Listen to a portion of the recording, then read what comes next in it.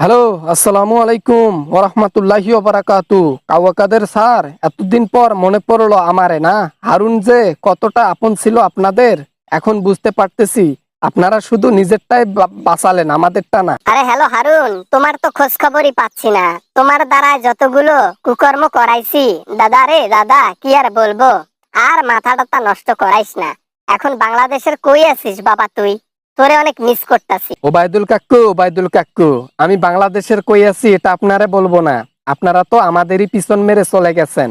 আপনাদেরকে বলে খাল কেটে কুমির আনতে চাই না, বুঝলেন? ফোনটা রাখেন, কথা বলার ইচ্ছা নাই কাউয়া। কর, আরো বেশি করে ভাতের ব্যবসা কর। অফিসের মধ্যে হোটেলখানা খুলে বসছিলি না? তোর ক্ষমতা যদি থাকতাম আজকে না তোর পিছন দিয়ে যে কি অজরা বাসটা দিতাম না, তারপর টেরটা পাইতি।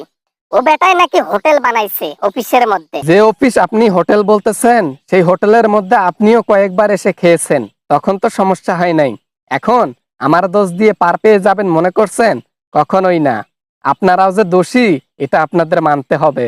আবার না মানে, আমি কিন্তু তোমার স্যার, আমি কিন্তু তোমার স্যার, ঠিক আছে? তুমি সম্মান দিয়ে কথা বলো। যেভাবে কথা বলতেছো যেন আমি তোমার ছোট। একই ইচ্ছা মতো কথা শোনাইতেছো আমারে। আমি কথা শোনাবো তোমারে, তুমি কেন আমাকে শোনাও? তো আপনারে কথা শোনাবো নাতে কি? ভাগার সময় একলা একলা দেশ ছেড়ে ভাগলেন, আর আমাদেরকে একটাবার ডাকও দিলেন না যে হারুন চলো একসাথে তোমাকে নিয়ে যাই।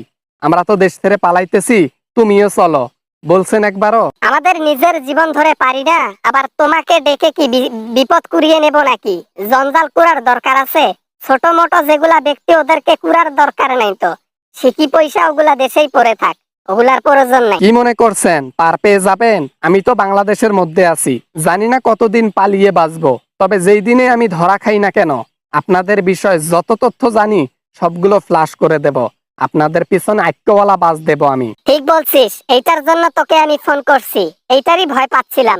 তুই যদি অ্যারেস্ট হয়ে যাস তাহলে তো আমাদের কুকর্মের কথাগুলো তুই বলে দিবি। আমাদের যত তথ্য আছে সব স্বীকার করে ফেলবি। এটা করিস না ভাই, তোর পায়ে পড়ি। আমার পায়ে পড়ে লাভ নাই, ঠিক আছে? আমি তো একুলেও মারা যাব, ওকুলেও মারা যাব। অতএব আমি কয়েকটারে নিয়ে মারা যাব। ওরা সুখে শান্তিতে টাকার উপর শুয়ে শুয়ে ঘুমাবে, আর আমি কবরের মধ্যে আজাবে থাকবো? কখনোই না বেটা কাউয়া।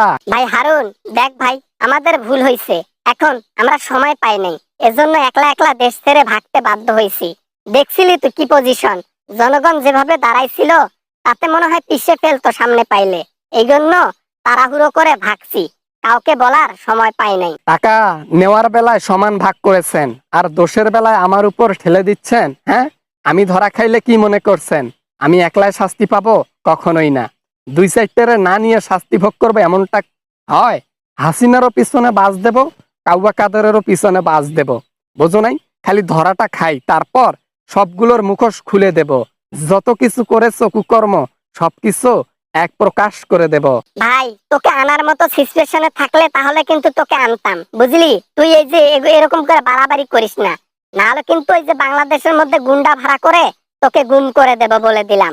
এখন ভেবে দেখ কি করবি। এই তো আসল রূপটা বের হয়ে আসছে। এখন উল্টো আমারে পিছনে বাস দেওয়ার চেষ্টা। আসেন, সমস্যা নাই। আমি এই মুহূর্তে পুলিশ স্টেশনের মধ্যে যাব, গিয়ে যত তথ্য আছে ওবায়দুল কাদের হাসিনার, যত মন্ত্রীর আমি তথ্য জানি আজে বাজে, সবগুলো প্রকাশ করে দেব।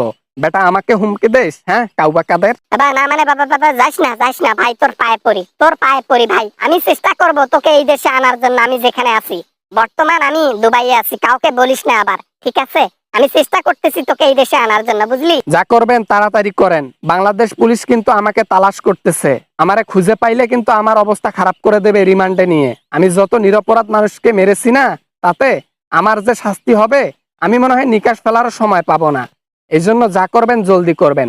বেশি দেরি হলে কিন্তু ওই যে বলে দিলাম, সব প্রকাশ করে দেব, সব সব।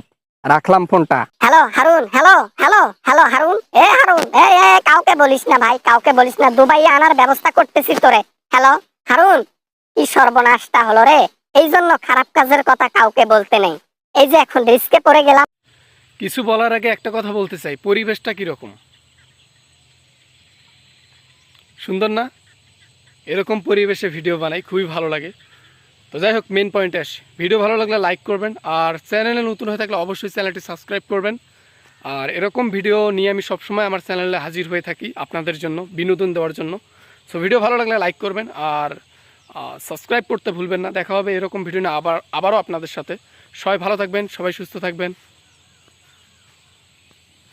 পরিবেশটার জন্য কিন্তু একটা লাইক দেওয়া দরকার। খোদা হাফেজ।